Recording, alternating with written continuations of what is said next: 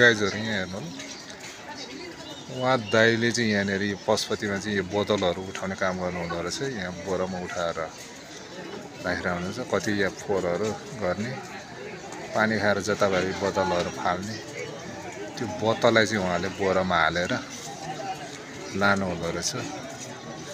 उहाँको खोइ कतिमा बिक्री गर्नुहुन्छ यो त थाहा छैन मलाई, किलोको हिसाबले बिक्री गर्नुहुन्छ अरे।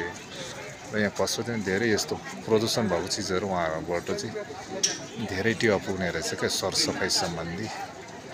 उहाँले चाहिँ अब यो बोतल टिप्ने लाने धेरै यहाँ यत्र बोतलहरु फालिएको हुन्छ। त्यो बोतलहरुलाई चाहिँ उहाँले व्यवस्था गर्नुहुँदो रहेछ।